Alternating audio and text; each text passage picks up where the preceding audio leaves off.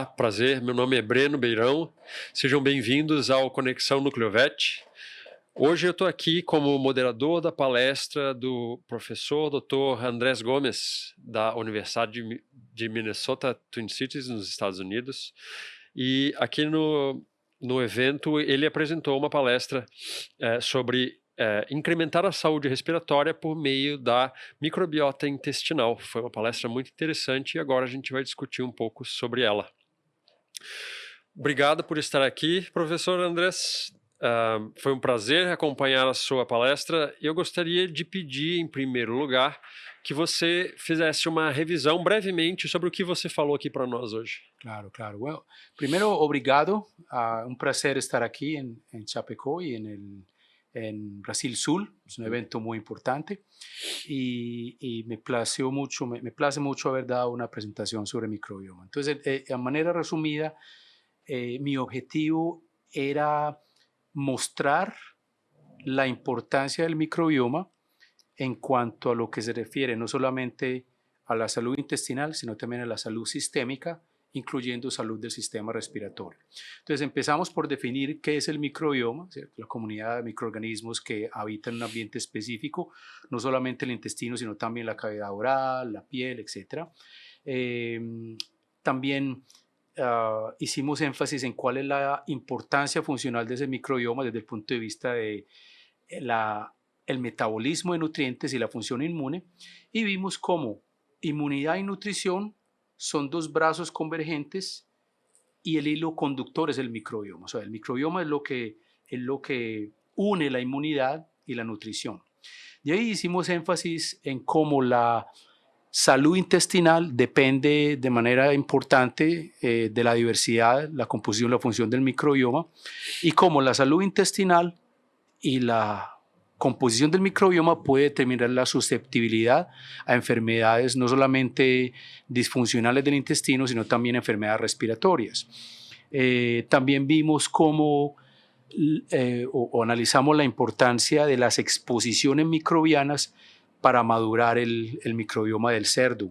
En el contexto del concepto de la sanidad y la limpieza, demostramos cómo a edad temprana es una ventana muy importante para permitir más estímulos microbianos que van a resultar en un microbioma posiblemente más sano, y cómo esos estímulos microbianos son bien importantes en la resiliencia y en el desarrollo del microbioma del cerdo a lo largo de la vida productiva. Entonces lanzamos una pregunta de debate sobre si estamos produciendo cerdos que están demasiado limpios. Esa limpieza puede estar afectando la maduración del sistema inmune, y por eso cada vez que llega una amenaza, un desafío con algún patógeno de importancia como PCV2, como PRRS, siempre tienen un efecto negativo en las granjas. Entonces mi objetivo era mostrar, primero, la importancia del microbioma, segundo, la importancia de los estímulos microbianos a edad temprana, y cómo esos estímulos microbianos definen patrones de salud intestinal, pero também de saúde sistêmica a nível respiratório. Uma discussão importante quando a gente está discutindo microbiota é a questão dos antimicrobianos. E com a retirada dos antimicrobianos como promotores de crescimento, nós estamos, acho que ainda hoje, em busca de ferramentas na substituição deles, né, dos antimicrobianos. E a gente pode dizer que o controle da microbiota, ou eu acho que pode dizer, é um pouco forte, mas como você vê se o controle da microbiota vai algum dia ter o mesmo poder que os antimicrobianos têm sobre o crescimento animal? Difícil. Los antibióticos como promotores de crecimiento son muy, muy buenos. ¿Por qué? Porque la colonización microbiana a nivel del intestino, por ejemplo, a nivel de las mucosas en general, es un proceso energéticamente muy costoso.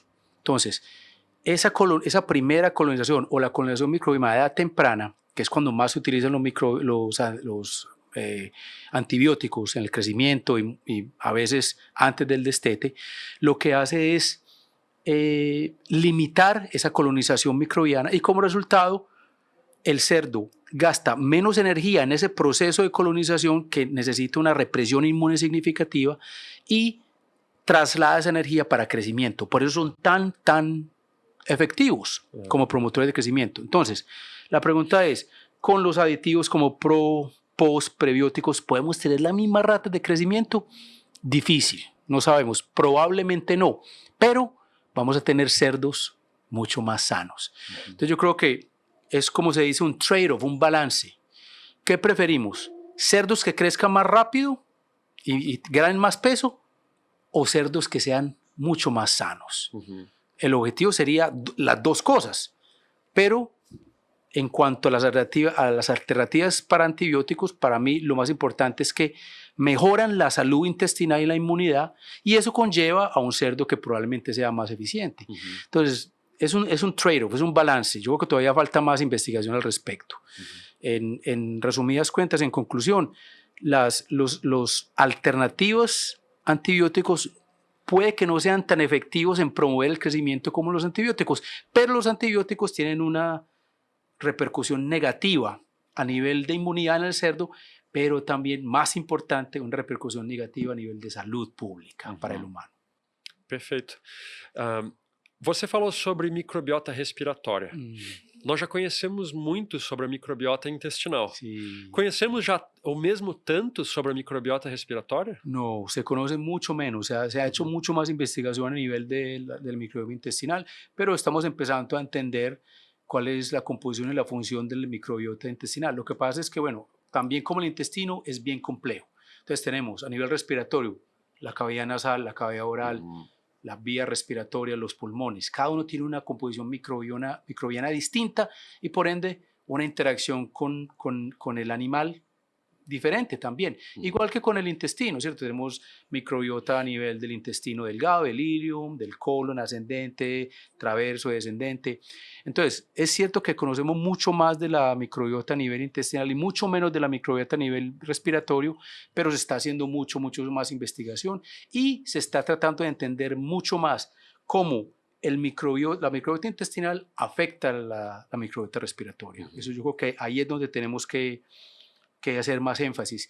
Y a raíz de la pandemia, de la infección con COVID, hemos investigado mucho de cómo la entrada de los virus ocurre principalmente a nivel intestinal y cómo se refleja eso a nivel del respiratorio. Uma das dificuldades a respeito do controle da microbiota como uma ferramenta, ao menos me parece, é que a gente ainda tem muita variabilidade. Não conseguimos resultados ainda muito consistentes, né? Você acha que isso é porque a gente está começando? Nós vamos chegar num momento em que a gente vai ter uma precisão nesse controle da microbiota? Es inevitable, hay que hacerlo. En humano ya se hace, ¿cierto? En humano está la nutrición de precisión, donde aditivos, fármacos, drogas, sabemos que el efecto no es uniforme a lo largo de toda la población. Hay factores de sesgo muy importantes como la genética, como el ambiente, como la alimentación. En cerdos tendemos a creer que los cerdos son como clones, ¿cierto? Todos son iguales. La genética la manejamos muy bien. El ambiente creemos que lo manejamos muy bien, pero vemos que no. El efecto de esos aditivos es altamente inconsistente. Puede que cerdo a cerdo, y lo que nosotros observamos es que el microbioma puede cambiar en la misma granja en dos edificios distintos. Entonces vemos como en un mismo edificio, unos cerdos, misma genética, misma alimentación, tienen microbiomas distintos. Entonces, con base en eso, yo digo que es muy difícil y costoso hacer precisión animal por animal, pero se puede empezar a aplicar la precisión en la granja con respecto a, ¿cómo se dice? Pen por pen, o corral por corral, o edificio por edificio. Para mí, ese es el inicio de la nutrición de precisión en lo que se refiere a la efectividad de los aditivos. Pero tú tienes razón, así como las drogas en los humanos, los fármacos, funcionan de manera distinta según la persona. Y creemos que el microbioma que tiene la persona tiene influencia en cómo las personas metabolizan ciertos fármacos. ¿Por qué va a ser diferente en el cerdo? Yo creo que en el cerdo es igual. Entonces, la efectividad de esos aditivos depende de cómo miramos microbiomas animal por animal en la granja, pero también diferentes secciones o espacios en la granja. Para mí ese es el futuro. Interessante.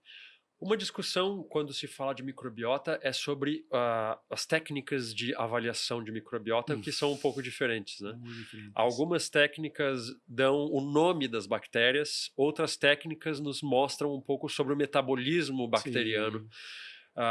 Sí. São grupos distintos, existe uma briga até, entre aspas, né? Uma briga entre essas diferentes maneiras de se avaliar a microbiota. Sí. Na sua visão, existe uma maneira melhor, uma maneira pior de a gente avaliar e estudar e trabalhar com a microbiota? Pregunta muy interesante. Como tú dices, hay varias técnicas. Hay técnicas para descifrar la composición. Hay técnicas que descifran la composición y la función con mayor resolución. Y hay técnicas que descifran cuál es la producción metabólica de esas comunidades microbianas. Entonces, según la técnica, vamos a obtener visiones diferentes del microbioma. Y el otro challenge, el otro reto es que una técnica específica depende mucho de otros factores técnicos como la extracción de DNA. Si utilizo diferentes kits, tengo diferentes microbiomas. La secuenciación. Si utilizo una región del genoma de bacterias distinta, vamos a tener resultados totalmente diferentes. Entonces, como estamos empezando apenas, el reto está en estandarizar, en lograr un acuerdo en la estandarización de las técnicas para estudiar el microbioma, pero no creo que ese acuerdo tenga que ser universal. Ese acuerdo puede ser, por ejemplo, en una granja específica, siempre utilizar las mismas técnicas, el mismo protocolo de extracción de DNA, el mismo protocolo de colecta de muestras, de almacenamiento. Entonces, todos son factores de sesgo que pueden alterar esos resultados de microbioma. Entonces, lo más importante es mantener la consistencia en los protocolos de colección, de extracción de ADN y de secuenciación. Porque cuando eso varían totalmente los resultados. Muy buena pregunta, interesante, porque eso indica que tenemos que estandarizar las técnicas de resolución del microbioma, pero no tiene que ser universal. Con tal de que sea en su granja, en su explotación o en su laboratorio, digo que es un buen comienzo. Apesar de a suinicultura ser muito avançada no Brasil, essas técnicas ainda são caras para uso a campo. Sí. Em algum país, nos Estados Unidos ou na Europa, talvez, em algum país já se usa isso? As empresas vão buscar isso? Alguém já está fazendo isso no campo? Não a partir das universidades, mas a partir das empresas, a partir dos produtores? Sí. Bueno, en Estados Unidos hay productores y hay empresas, convenios entre empresas y productores que buscan estandarizar técnicas de secuenciación y perfiles de microbioma en el campo. Entonces, por ejemplo, ya tenemos secuenciadores que son portables.